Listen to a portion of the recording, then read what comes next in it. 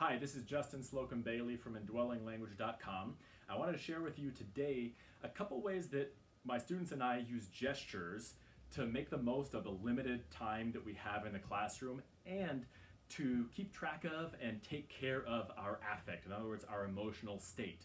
Without time, you can't learn anything, and without a decent emotional state, you can't learn at least the kind of things that we want our students to be learning in our language classrooms. So I want to just share with you 5 top gestures that we use in those categories. This video, by the way, is part of a series on my blog, indwellinglanguage.com, about ways that we use as teachers, can use as teachers, our voices and our bodies. And this, of course, is also spills over into ways that students can use their bodies and their voices. So the ones I'm going to share with you are all ways of kind of streamlining the input process and the interaction. So if I or another student is speaking in the target language and the speech is just coming too fast, students can signal to the speaker to slow down like this. This is the American Sign Language sign for slow. This right here, students love it because there's the regular version and the awkward version. And you can do it unobtrusively, so a student can be at the back and I'm talking, and they're like, it's just too fast. And do this right here, and I can just start to slow down a little bit. So I do, of course, ultimately teach students how to say that in the target language, but this right here allows there to be kind of almost like a side conversation that's tweaking the actual target language interaction in real time so that the target language interaction is not disrupted. So this is slow down. Let's say the issue, the breakdown in communication is just that something, the student didn't quite catch something, they want to hear it again. Well, they can use this sign, which is again. I might also signal these to students like, hey, would you say that again? I might even do, would you say that again more slowly? Something like that, just to indicate with gestures. Students can do that to me as well.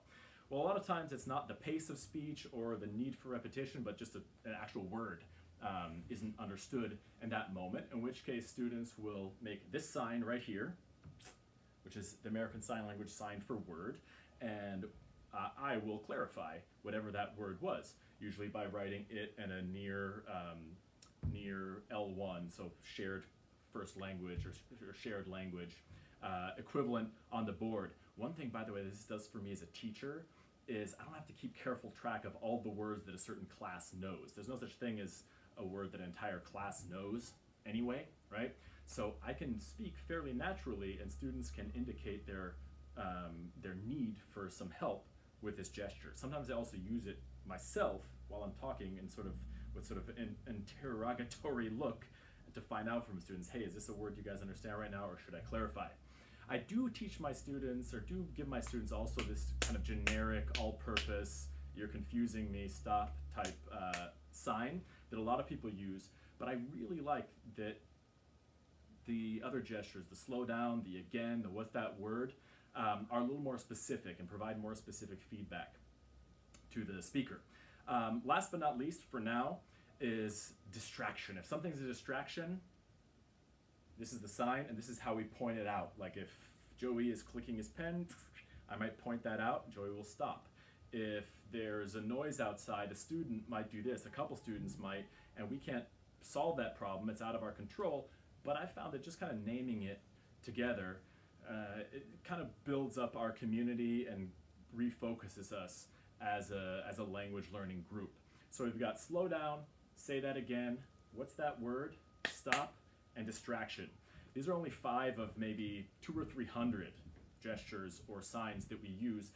Some of these and some of the others as well, by the way, are drawn from a teaching and learning system called Where Are Your Keys, invented by my good friend and frequent collaborator, Evan Gardner, who is a language revitalization specialist. I recommend that you check out his organization's site, whereareyourkeys.org.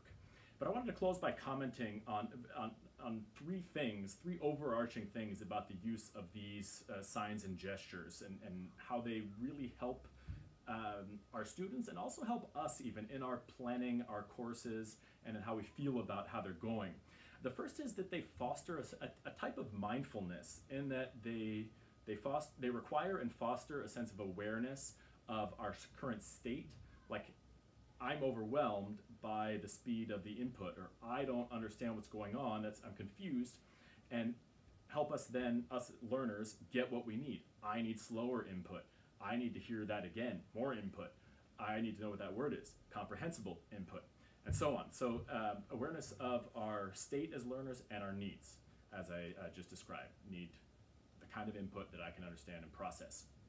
The second kind of overarching thing relates to the fact that students actually need a lot of training to avail themselves of these signs and gestures. A lot of reminders of like, hey, what can you do if I say a word and you're not sure what I'm saying, or what can you do if you need the speaker to slow down? Students do need a lot of training for this, and it's worth taking the time up front to train students to really take advantage of these gestures.